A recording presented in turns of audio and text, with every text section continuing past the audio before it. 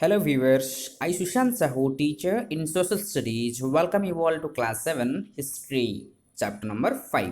We are continuing rulers and buildings and this is part 2. So let us start this portion. So today we'll discuss about why were temples destroyed. जो मंदिर होता था, ये मंदिर को क्यों तोड़ा जाता था?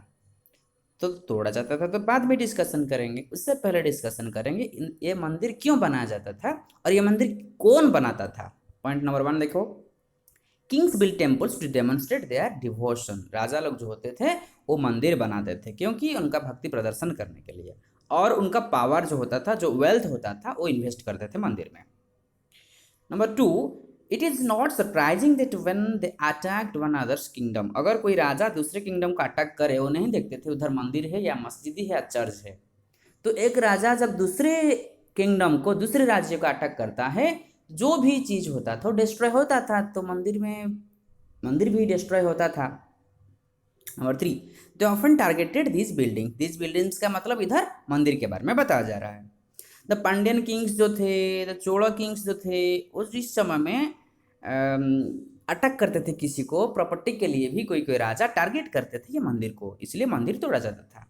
और सबसे इंपॉर्टेंट पॉइंट इसमें है 5 नंबर का पॉइंट जो है, जो महमूद गजनी जो है महमूद, तो ये कहाँ का है? ये गजनी से आए थे, ये कैन टेल फॉरेनर, उनका नाम है महमूद। तो ये जब आए थे, he attacked the temples and defeated Indian kings. ये टेम्पल का अटैक करते थे क्योंकि वो इस्लामिक रिलीजन का थे, वो नहीं चाहते थे कि मंदिर रहे, तो इसलिए वो अटैक करते थे।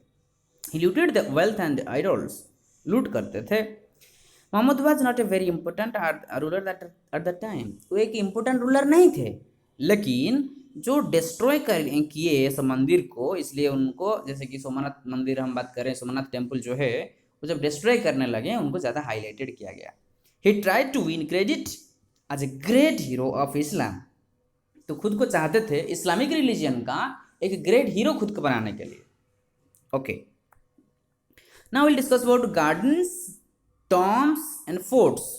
गार्डन आपको पता है, बागान जो होता है।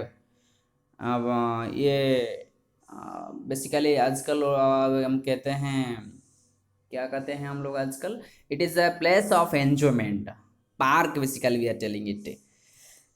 पहले हम गार्डन के बारे में बात करते हैं। Under the Mughals the architecture become more complex.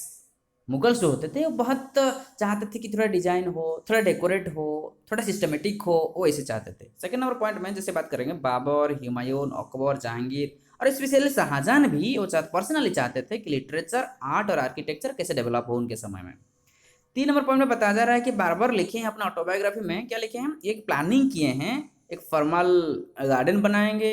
ये गार्डन जो होगा रेक्टेंगुलर होगा, उसके चारों ओर वॉल बनेगा, और ये डिवाइड होगा, 4 क्वार्टर में डिवाइड होगा, और आर्टिफिशियल चैनल सब बनेगा, पानी रहेगा उसमें।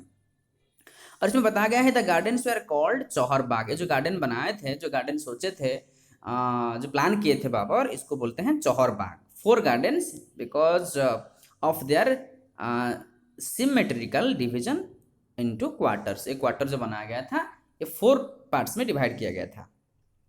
फिर बात करेंगे हम, ये वाला जो गार्डन हम बात कर रहे थे, बाबर जो अपने ऑटोबायोग्राफी में लिखे हैं, this is the garden Babur laying out a chahar bagh in Kabul. Kabul में वाला गार्डन बना गया था। You see how decoratively it has been painted. Okay, let us come forward. टॉम, गार्डन के बारे में डिस्कशन हो गया। अभी टॉम, टॉम क्या होता है? ये basically it is use for the Islamic religious people. हम जनरल हम कह सकते हैं समाधि, राइट, समाधि। There are several important architectural innovations during Akbar's reign. Akbar reign का मतलब अकबर का रूलिंग के समय में बहुत सारे इनोवेशन आर्किटेक्चर देखने के लिए मिला था।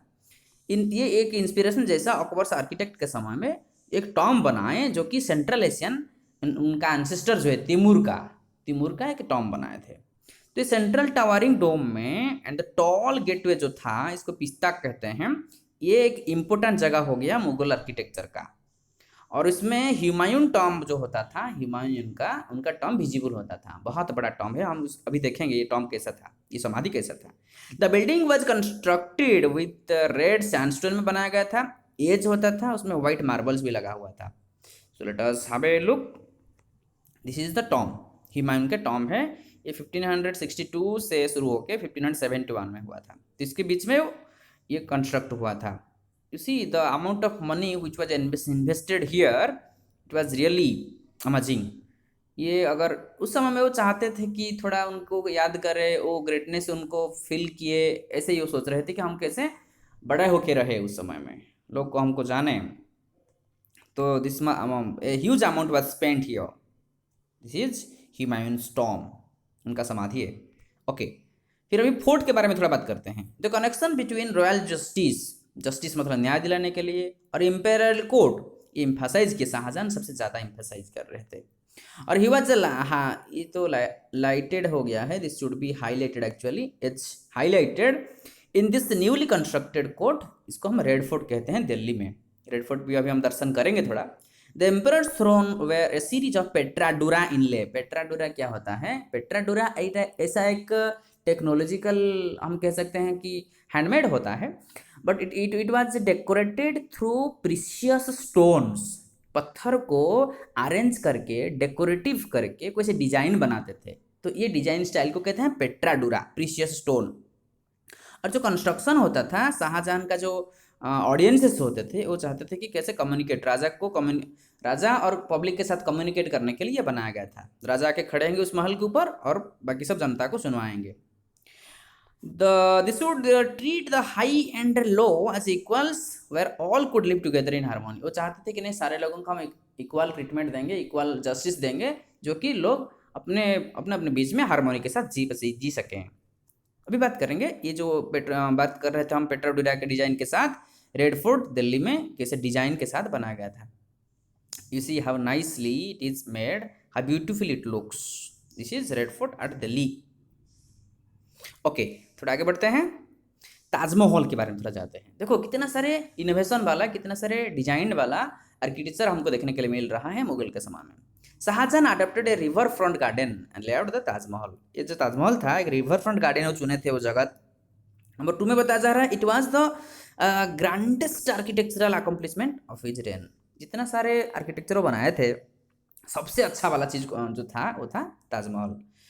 He developed this architectural form as a means to control access and nobles had the river। ये जो बनाए थे नोबल्स लोगों का, जो हायर पीपल होते थे समाज में, जो थोड़ा स्टेटस होता था, basically by showing that power, खुद का पावर दिखाने के लिए, खुद का प्रॉपर्टी दिखाने के लिए सब बनाया था। बेसिकली हम कॉन्सेप्ट बात करें, he was having his wife Mamtaz, so in order to have his memory he made it. After her death, Mumtaz का डेथ के बाद ये उनके मेमोरी में रखने के लिए ताजमहल बनाए थे। तो in the new city of Shahjahanabad that he constructed in Delhi, the imperial palace commanded the river front. River front में एक पैलेस बनाए थे जो कि ताजमहल के पास था, राइट। सो आप लोग देख सकते हैं ताजमहल जो है ये कंप्लीट हुआ था 1643 में in the memory of Mumtaz. Okay, so let us go forward. Region and empire, the last portion of this chapter. In Vijayanagar, the elephant stables of the rulers were strongly influenced by the style of architecture। ये जो style of architecture था, ये really influence हुए थे जो भी ruler हुए थे।